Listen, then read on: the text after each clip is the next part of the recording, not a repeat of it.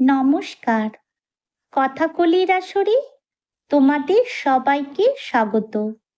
আজ আমি তোমাদের লীলা মজুমদার সম্পাদিত উপেন্দ্র কিশোর গল্প সমগ্র থেকে কুঁজো আর ভূত গল্পটি পাঠ করে শোনাব।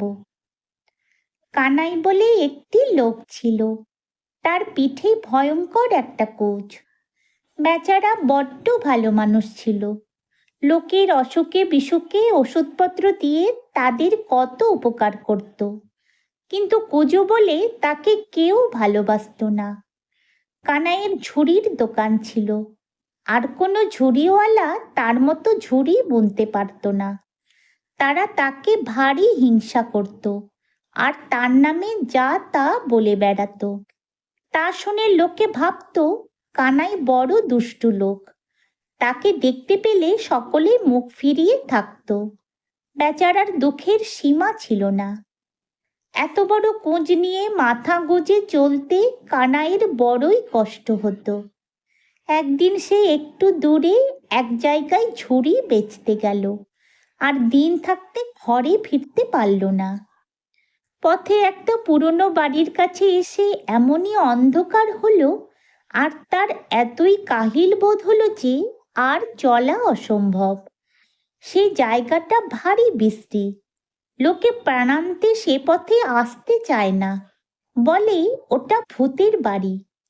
কিন্তু কানাইয়ের বড়ই পরিশ্রম হয়েছে, চলবার আর সাধ্য নেই। কাজেই সে সেখানে পথের পাশে একটু না বসে আর কি করে। কতক্ষণ সে এভাবে বসেছিল তার কিন্তু ঠিক নেই। বসে থাকতে থাকতে তার মনে হলো যে সেই পুরনো বাড়িটার ভিতর থেকে আওয়াজ আসছে। অনেকগুলো গলা মিলে আহা কি সুন্দর সুরেই গাইছে। শুনে কানাইয়ের প্রাণ জুড়িয়ে গেল। সে অবাক হয়ে খালি শুনতেই লাগলো। গানের সুরটি অতি আশ্চর্য, কিন্তু কথা খালি এইটুকু, লুন হ্যায়, তেল হ্যায়, ইমলি হ্যায়, হিং হ্যায়। শুনতে শুনতে কানাই একেবারে মেতে গেল। সে ভাবল যে তারও গানটা না গাইলেই চলছে না। কাজেই সেও খুব করে গলা ছেড়ে সঙ্গে সঙ্গে ধরল, লুন হ্যায়, তেল হ্যায়, ইমলি হ্যায়, হিং হ্যায়। এইটুকু গেয়েই ঝাঁ করে তার বুদ্ধি খুলে গেল। সে আরো উঁচু সুরে গাইল, লসুন হ্যায়, মরিচ হ্যায়, চ্যাং ব্যাং শুঁটকি হ্যায়। কানাই এই কথাগুলো খুব গলা ছেড়েই গেয়েছিল। সেই গলার আওয়াজ যে সেই বাড়ির ভিতরের গাইয়েদের কানে গিয়ে পৌঁছিয়েছিল তাতে আর কোনো ভুল নেই। সে গাইয়েগুলো ছিল অবশ্য ভূত। তারা সেই নতুন কথাগুলো শুনে এতই খুশি হলো যে তখনই ছুটে কানাইয়ের কাছে না এসে আর থাকতে পারল না। তারা এসে কানাইকে কোলে করে নাচতে নাচতে সেই বাড়ির ভিতরে নিয়ে গেল। আর আদরটা যে করল, মিঠাই যে তাকে কত খাওয়ালো তার অন্ত নেই। তারপর সকলে মিলে নেচে নেচে ঘুরে ঘুরে গাইতে লাগলো, লুন হ্যায়, তেল হ্যায়, ইমলি হ্যায়, হিং হ্যায়, লসুন হ্যায়, মরিচ হ্যায়, চ্যাং ব্যাং শুঁটকি হ্যায়। কানাইকেও তাদের সঙ্গে নেচে নেচে গানটি গাইতে হলো। তখন হঠাৎ তার মনে হলো, কি আশ্চর্য, আমি কুঁজ নিয়ে চলতে পারি না, আমি আবার নাচলুম কি করে। বলতে বলতেই তার হাতখানি পিঠের দিকে গেল। এ কি, তার সে কুঁজ যে আর নেই। একজন ভূত বলল, কি দেখছিস বাপ, ওটা আর ওখানে নেই, ওই দেখ তোর পাশেই পড়ে আছে। সত্যি সত্যি সেই কুঁজ আর কানাইয়ের পিঠে ছিল না, সেটা তার পাশে পড়েছিল।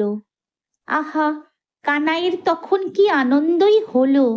এত হালকা আর আরামবোধ হলো এমনই যে সে তখনই সেখানে মেঝেতে শুয়ে ঘুমিয়ে পড়ল।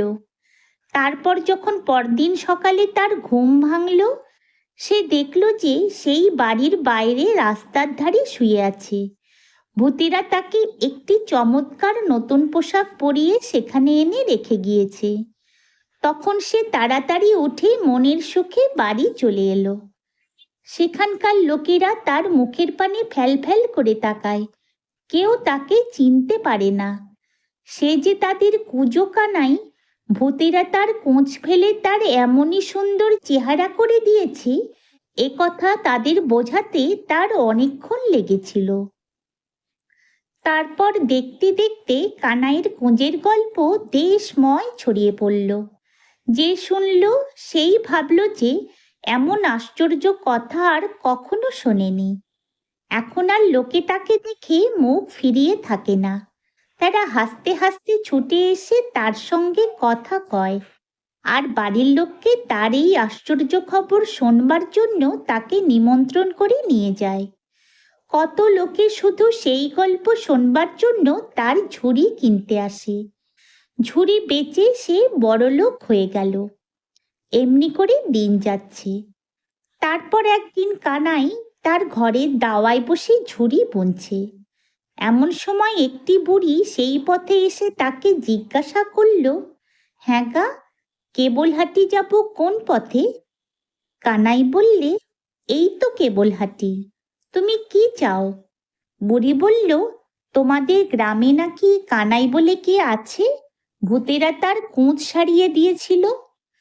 তার মন্তরটা তার কাছ থেকে শিখে নিতে পারলে আমাদের মানিকের কোঁচটাও সারিয়ে নিতুম।